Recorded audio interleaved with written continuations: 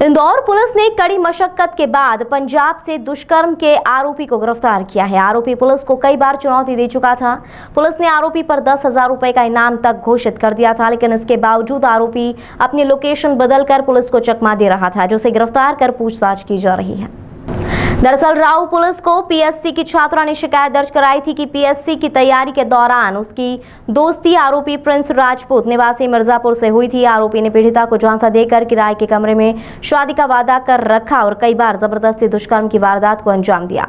पीड़िता की शिकायत पर पुलिस ने केस दर्ज कर आरोपी की तलाश शुरू कर दी थी, लेकिन इस दौरान आरोपी पुलिस की सूचना मिलने पर मौके से फरार हुआ। आरोपी को तलाशने के लिए पुलिस उसके घर उत्तर प्रदेश तक पहुंची, लेकिन आरोपी के परिवार ने आरोपी वहां से भी भगा दिया था। आरोपी के परिवार राजनीतिक दबाव बनाकर पुलिस के शिकंजे से आरोपी को बचाने का प्रयास करते रहे। आरोपी और उसके परिवार ने पुलिस को चैलेंज तक कर दिया, उसके बाद पुलिस ने आरोपी के खिलाफ 10,000 रुपए का इनाम घोषित किया था। आरोपी की गिरफ्तारी के लिए पुलिस ने तकनीकी मदद लेना शुरू की, जिसके बाद पुलिस को सूचना मिली थी कि आरोपी पंजाब के डेरा बस्ती गुलाबगढ़ में अपनी पहचान छुपाकर घूम रहा है। पुलिस ने 5 दिन तक वहीं डेरा डाला और आरोपी को गिरफ्तार किया है। फिलहाल आरोपी से पुलिस पूछताछ कर रही है। इसमें राऊ थाना क्षेत्र के अंतर्गत एक अपराध 2022 में पंजीबद्ध हुआ था, जिसमें फरियादिया के साथ दुष्कर्म करना और SC/ST की विभिन्न धाराओं में अपराध पंजीबद्ध था। इसमें जो मुख्य आरोपी था प्रिंस राजपूत, ये यूपी में बिदौनी का रहने वाला था।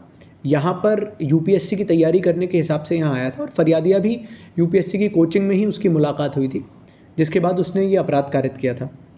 पिछले 1 साल से अधिक समय से इसको अरेस्ट करने का प्रयास किया जा रहा था। करीबन 5 बार टीम जो है वो बिदौनी गई, परंतु राजनीतिक परिवेश से होने के कारण और परिवार की अच्छी राजनीतिक पकड़ होने के कारण यूपी में बहुत ज़्यादा सफलता नहीं मिली। अमूमन ये जब हमने घरों में दबिश दी तब भी हमें घरों पे नहीं मिला। जहाँ इसके रहने के ठिकाने थे वहाँ पर भी 2-3 बार दबिश दी गई, परंतु कुछ भी हाथ नहीं लगा।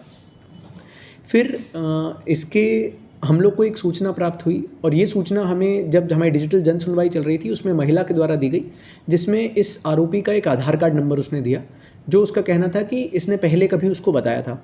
उस आधार कार्ड के माध्यम से हमने पता लगाया कि क्या इसमें कोई नई सिम चालू हुई है या नहीं। तो इसमें पंजाब की एक दुकान में 6 महीना पहले एक नई सिम परचेज़ की गई थी, जो कि तुरंत यूज़ करने के बाद बंद कर दी गई। उस सिम की दुकान पर जब पुलिस की टीम पहुंची तो वहां पर नई सिम खरीदने के बहाने से हमने उनसे जब पूछताछ की, बातचीत की, तो उसके बाद वहां से पता चला कि 6 महीना पहले जो संदेही या आरोपी था हमारे केस में, उसके द्वारा एक सिम परचेज़ की गई थी, परंतु उसके बाद से उसमें कोई एक्टिविटी नहीं हुई। सिम परचेज़ करने के लिए जो उसने एक ऑल्टरनेट मोबाइल नंबर दिया था, वो एक वहीं पंजाब के लोकल आदमी का था, जो कि एक फैक्ट्री में काम करता था। उस फैक्ट्री में जाके जब हमने नौकरी के लिए, क्योंकि हम नहीं चाहते थे कि संदेही को शक हो कि पुलिस उसकी तस्दीक कर रही है, तो उस फैक्ट्री में हमारी टीम ने जाके नौकरी के लिए प्रयास किया और ये प्रयास किया कि उनको भी नौकरी मिल सके। तो वहाँ पर जब देखा गया तो उस समय संदेही नहीं मिला, पर संदेही का जो दोस्त था उसके माध्यम से एक ऑल्टरनेट नंबर मिला, जो कि उस समय यूपी बनारस के आसपास चल रहा था।